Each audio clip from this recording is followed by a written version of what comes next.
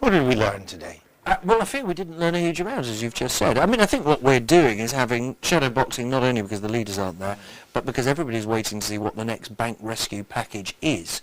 The next bank rescue package? It is clear to me that there will be another bank rescue package. Before Christmas or just after? I think after Christmas. So it's once our credit card bills come in. Exactly. Oh, really? You're beginning to get some guidance now? Well, if you see, the Governor of the Bank of England yesterday said there'll have to be additional measures to support the banking system, although he didn't specify why. My understanding is that ministers are looking at a whole range of options that go to what would appear extreme, which is mirroring the Swedish experience from the 1990s, where what they did was take out the toxic assets and put them in what was called a bad bank. You effectively end up... I think that would be mine. But you effectively end up nationalising all or most of the banks, and you create a bad bank, as it's called, in order to take the worst assets, which is a way of making life easier for the other banks so they can lend us and lend businesses more money. Now, that's at one level. Just to interrupt, when Mr. Poulsen wanted to do that in the United States, and indeed took on the whole of the Congress to do it, and went back to get a second vote to be able to do it,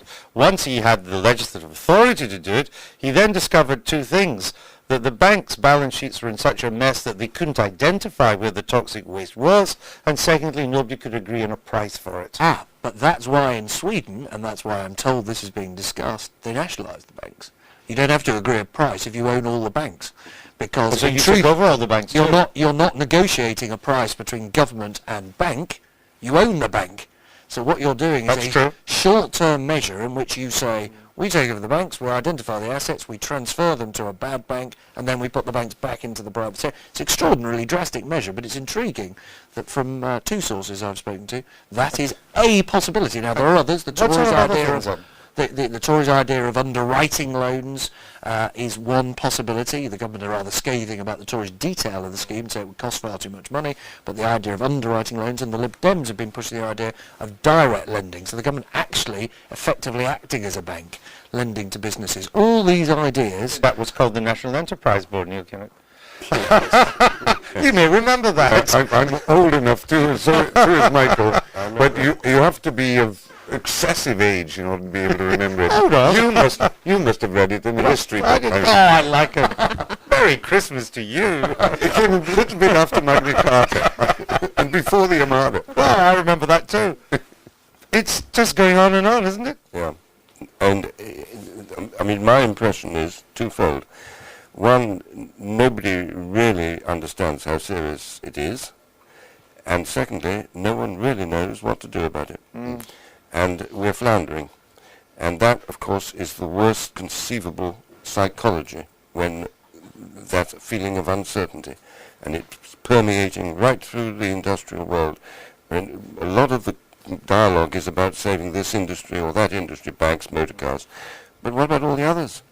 You know, and you can get tear-jerking stories about small businesses. Small businesses are dependent upon a pyramid of medium and large businesses. That's to whom they supply. Exactly. So there isn't any point at which you can get a grip on this. And until that element of confidence comes back... Okay. Well, right, so since the substance of this issue is really just too big and difficult for us to grasp, let's now indulge in some pointless speculation instead. Yes, that would be my turn then. So, what is... Politics. Well, you know, there's been a lot of speculation. I don't think today's PMQs really shed any light on this, that maybe Gordon Brown might plan a snap election in the new year. We can speak to Mike Smithson about this. Politicalbetting.com is where we get Mike from. So, Mike, there's a new poll out, and, well, it makes really quite a